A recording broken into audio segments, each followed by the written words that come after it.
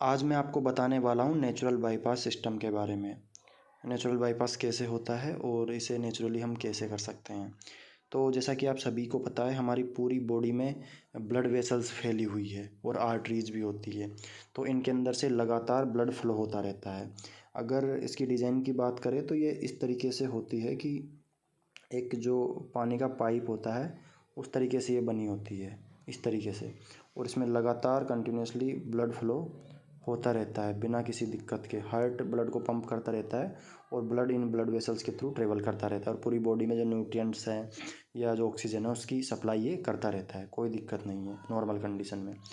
लेकिन जब किसी वजह से कोई दिक्कत आ जाए, अगर इसमें रुकावट आ जाए, जैसा कि मैंने बताया, अगर आपकी डाइट अच्छी नहीं है, ठीक है, आप फैट वाली चीज़ें ज़्यादा खा रहे हैं, कोलेस्ट्रॉल जम रहा है, या किसी न किसी वजह से लगातार लंबे टाइम से जो लोग मेडिसिन ले रहे हैं, तो उस वजह से इन आर्टरीज़ में छोटे छोटे छोटे छोटे घाव हो जाते हैं इस तरीके से। तो जब जब घाव होंगे तो वहाँ पे क्लोटिंग भी होगी और धीरे धीरे धीरे वहाँ पे ब्लॉकेज भी क्रिएट होना शुरू हो जाएगा। वहाँ पे फैट जमा होगा, इन शॉर्ट का कहूँ तो मैं आपको। तो जैसे जैसे यहाँ पे फैट जमा होगा वैसे वैसे यहाँ पे ब्लॉकेज होना शुरू हो जाएगा। तो और जो ब्लड फ्लो होने के लिए जो एरिया है ब्लड को फ्लो होने के लिए, वो धीरे धीरे कम होता चला जाएगा इस तरीके से। तो इनमें से जो ब्लड फ्लो होगा, जैसे जैसे एरिया कम होगा तो क्या होगा, सपोज़ कीजिए कि जब किसी पाइप से अगर पानी बह रहा है, अगर उसको दबा दिया जाए, उसका डायमीटर कम कर दिया जाए, है ना, उसमें कुछ ब्लॉकेज कर दिया जाए, तो क्या होगा, जो पानी है वो बहुत ज़्यादा प्रेशर से बहने लगेगा, पानी का प्रेशर बढ़ जाएगा। उसी तरीके से अगर ब्लॉकेज आ गया हमारी आर्टरीज़ में कहीं भी, तो जो ब्लड है ब्लड फ्लो बढ़ जाएगा, मतलब कि और भी ज़्यादा प्रेशर से ब्लड बहने लगेगा, मतलब तेज़ी से, क्योंकि उसको जगह कम मिल रही है फ्लो होने के लिए। तो उस कंडीशन में क्या होगा, जो ब्लड प्रेशर है, बीपी, वो बढ़ जाएगा। उस कंडीशन में ब्लड प्रेशर बढ़ जाएगा। लेकिन हमने इस कंडीशन को अगर कंट्रोल नहीं किया या कुछ इसका सॉल्यूशन नहीं निकाला, तो एक टाइम आएगा जब हमारी जो आर्टरीज है वो 100% ब्लॉक होने की कंडीशन में आ जाएगी, मतलब कि पूरी तरह ब्लॉक हो जाएगी। तो उस कंडीशन में क्या होगा, उस कंडीशन में जो इसके आगे है वो ब्लड सप्लाई रुक जाएगी, मतलब ब्लड यहाँ तक पहुँचेगा ही नहीं। 100% अगर ब्लॉक हो गई तो ब्लड वहीं पे रुक जाएगा।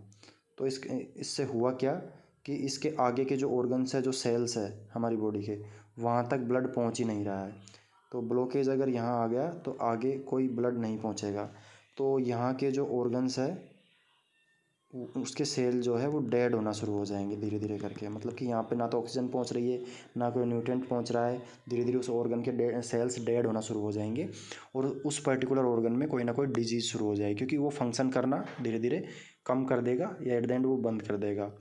तो इसीलिए अलग अलग ऑर्गन्स में जब कोई डिजीज़ होती है तो समझ लीजिए वहाँ तक ब्लड सप्लाई में कोई दिक्कत है, उसके सेल्स डेड हो रहे हैं किसी वजह से, तो ये सारे रीजन्स वहाँ के हो सकते हैं। तो हमारी बॉडी में इसके लिए क्या नेचुरल सिस्टम है जो इस प्रॉब्लम से निपट सकता है। जैसे अगर हम अगर नेचुरल डाइट पे हैं तभी वो काम करेगा, वरना इस तरीके से वो काम नहीं करेगा। तो अगर इस तरीके से ब्लॉकेज हो गया बॉडी में, अगर आगे ब्लड सप्लाई नहीं पहुंच रही है, तो फिर हमारा शरीर क्या करता है, जैसे यहाँ तक तो ब्लड सप्लाई है, आपको जैसे पता है यहाँ तक तो है, और आगे यहाँ ब्लॉकेज है, तो इसके लिए हमारी बॉडी में एक मैकेनिज़्म होता है जिसे हम बोलते हैं नेचुरल बाईपास।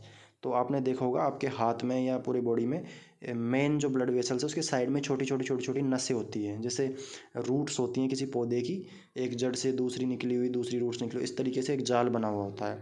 तो वो छोटी छोटी नसें वैसे बिना काम की होती है, ठीक है, वैसे उनका कोई यूज नहीं है, मतलब ज़्यादातर कंडीशन में उनका काम आता है इमरजेंसी में, जब 100% ये ब्लॉकेज हो जाएंगे। जिस तरीके से अगर कोई फोर व्हीलर के पीछे आपने देखा होगा एक एक्स्ट्रा टायर रहता है ना, उसे लटका हुआ होता है, उसका कोई यूज नहीं रहता है वैसे नॉर्मल कंडीशन में, लेकिन उसका यूज़ होता है जब इमरजेंसी आ जाए, जब जब कोई मेन टायर है गाड़ी का वो अगर वो पंचर हो जाए ट्यूब, तब जाकर उसका यूज़ शुरू होता है, तब हम उसको यूज़ करते हैं। उसी तरीके से हमारी बॉडी में एक नेचुरल सिस्टम बना हुआ है। अगर कोई आर्टरीज़ में ब्लॉकेज आ जाए, ब्लड वेसल्स में कोई ब्लॉकेज आ जाए, तो वो जो दूसरी जो आर्टरीज होती है छोटी छोटी छोटी, उनके अंदर से ही ब्लड फ्लो करवाने की कोशिश करता है। तो मैं आपको समझाऊं तो जैसे अगर यहाँ से ब्लॉकेज है तो यहाँ से वो आर्टरी डायरेक्टली यहाँ ब्लड पहुँचाने की कोशिश करेंगी इस ऑर्गन तक, ठीक है। तो वो अपना एक नेचुरल बाईपास यहाँ से बना लेगी और यहाँ तक ब्लड सप्लाई शुरू कर देगी धीरे धीरे करके। तो ब्लड अब यहाँ ना पहुँच के सीधा यहाँ से ट्रेवल करते करते करते यहाँ पहुँच जाएगा, और ये जो ऑर्गन है वापस से ये काम करना शुरू कर देगा, धीरे धीरे करके रीजनरेट कर लेगा अपने आप को। बस इतना सा सिंपल मैकेनिज्म है। लेकिन ये नॉर्मल कंडीशन में ज़्यादातर लोगों के साथ काम नहीं करता। क्यों? क्योंकि बॉडी में वो परफेक्ट एनवायरनमेंट नहीं है, जिस वजह से ये आर्टरीज जो है एक्स्ट्रा ये एक्टिवेट हो जाए, ये ब्लड वेसल्स एक्टिवेट हो जाए। इसको करने के लिए एक मैकेनिज़्म है, अगर उसको प्रॉपर तरीके से इम्प्लीमेंट किया जाए तो बड़े इजीली ये किया जा सकता है। उससे ब्लॉकेज भी क्लियर हो सकते हैं, और जो ये दूसरी आर्टरीज़ हैं या दूसरी ब्लड वेसल्स हैं ये खुल जाएंगी। तो उसका तरीका क्या है? बॉडी में अगर नाइट्रिक ऑक्साइड का प्रोडक्शन बढ़ा दिया जाए, ठीक है, नाइट्रिक ऑक्साइड का प्रोडक्शन बढ़ा दिया जाए तो उससे पूरी जो ब्लड वेसल्स है वो खुल जाएंगी, ब्लॉकेज क्लियर होंगे, उनमें एलास्टिसिटी बढ़ेगी, ठीक है, लचीलापन बढ़ेगा, तो वो ज़्यादा ब्लड को फ्लो करवा पाएंगी। तो ये कब हो सकता है, कैसे हो सकता है, इस पे हम आते हैं। ये तभी पॉसिबल है जब आप एक प्लांट बेस्ड फूड खा रहे हैं या फिर ग्रीन लीव्स ले रहे हैं, उनमें ज़्यादा उनकी वजह से ज़्यादा नाइट्रिक ऑक्साइड प्रोड्यूस होता है। या फिर इसकी और थेरेपीज़ भी हैं जो हम नेक्स्ट क्लासेज में धीरे धीरे सीखेंगे।